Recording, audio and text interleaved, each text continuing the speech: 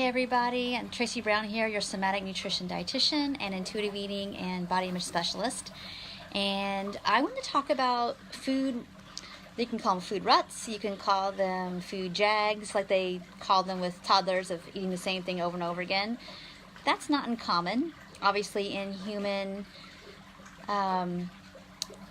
feeding, I guess, ways. Oh, good, I'm glad to hear that. I'm glad it's feeling timely for you. All right, so let's talk about that. When are food, the sameness, a problem, and when isn't? So I think it's really normal. It's gonna be a short video. It's really normal when you're learning how to do intuitive eating, that especially if you're having foods that you haven't had in a really long time, you will find yourself wanting. Like, I know I went through a toast phase, definitely went through a bagel phase, went through different ice cream phases, cake phases, cookie phases, whatever. Especially when I truly stopped the restriction. When I was restricting in binging and restricting and deprivation-driven eating all the time. So there was no food jags, there was just chaos. But when you truly let yourself eat enough food, like get yourself repleted, no matter what your weight. Because even if you are in a larger body, if you've been dieting or restricting or just for a really long time, you are going to be nutritionally depleted, and it's going to take more energy for a while to get repleted again. Super normal. I'm going to switch my hand here.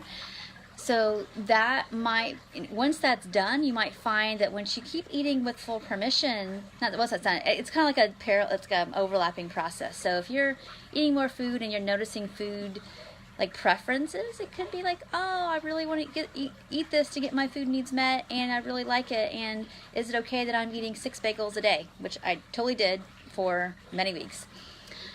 That's just what I needed. And I also wanted it because it had been so off limits. So those kind of food jags are normal. And eventually then I went through a food time of like wanting cooked vegetables, which was super bizarre at the time because I thought I had to make myself eat fruit and vegetables versus actually want them. But that's the beauty of attuned eating once you get to that place of eating enough. So the other food jag though, the other food thing is where we're kind of staying in the safe zone. And I'll be honest, there's not much way to work around that except for, one, look at how come you're eating the same foods every day over and over and over again. What is that doing for you? Is that a way to kind of sort of count calories without counting calories? Is that a way to know what to expect and how you think your day is going to go? What is that unconsciously doing for you, or maybe consciously? The other part of it is that there's some legit circumstances where it's like, I just don't know what else to make, or it's been so long since I let myself have true permission to eat what I wanted and to get satisfied. I don't really know what I like or want. In that circumstance, you kind of have to be explorer. And in that case, you might need to go and eat out more. That's what I did. I didn't know like what I wanted. So when I say eat out more, it wasn't expensive, but it really was, honestly, it was eating out more. And at that time it was like zero. I was eating out 0, so once a week, and eating with people, eating with a friend, eating with some family more often helped me kind of learn, help me remember like, oh, I know how to cook, and oh, I know how to combine food to make a nice meal, and I can do this. So the more you get exposed, the better, the more you're gonna get out of your food ruts. And then lastly, remember, my metaphor here is that what's happening on your plate is happening in your life. So if you're in some food jags, Debbie, I'm so glad this is feeling right on for you. That's awesome.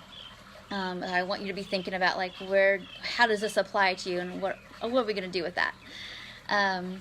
But if you're in a rut with like, okay, I buy the same groceries and I make the same meals, I think all adults who have to tend to themselves, that happens. That happens where we kind of get what we get out of habit, or maybe some complacency, or most of the time, though, I think it happens because we're probably too overscheduled and overwhelmed, and we're not taking the time to check in. What would I like? It's time to explore some new recipes, and allowing that. So there could be some fear. some nutritionism fear. There could be, you know, honestly, I just don't know. It's just foreign to take some time, like, what would I like to make and what sounds good to you? I'm gonna add this little question. So your schedule has allowed me to watch. Oh, okay. I'm glad you're here. Good. Oh, awesome. I'm glad you're here, Emily. That's awesome. I'm glad it's helpful. So you might want to consider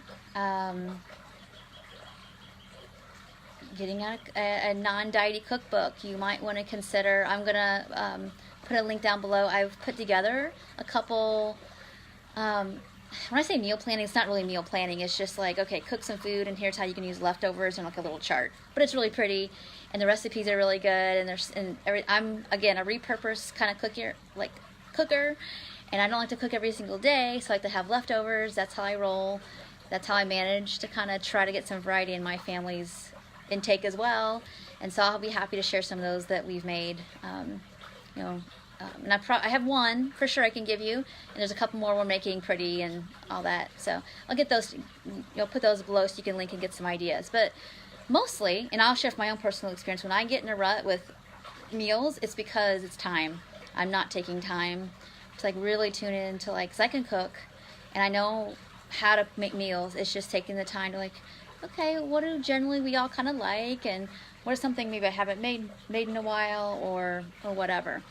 That's the kind of satisfaction work that all of us adults really have to do. And it's not really a recovery thing. It's actually a sign of like you're doing really well, and you're pushing yourself to make that a priority. So I hope this was helpful to you. If you're finding, like I said, on my plate, when my plate gets kind of boring, it's because my life is there's not much variety. I'm probably working more than I have some balance in my life, or overscheduling, and it shows up in my food for sure. So I always use that as a signal.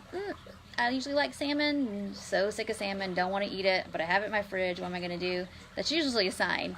I've had it too many weeks in a row the same kind of way, and I'm so over it. And I haven't taken the time to look for a new recipe. That's as simple as that. So, all right. Well, thank you all so much for watching live, of course. I appreciate it. If this feels timely to people that you know, let them know about it. I would appreciate it so they can learn more about the non-diet way of getting their needs met for pleasure, for nutrition, and for satisfaction. I really appreciate that. So thank you so much for watching, and take care. Bye.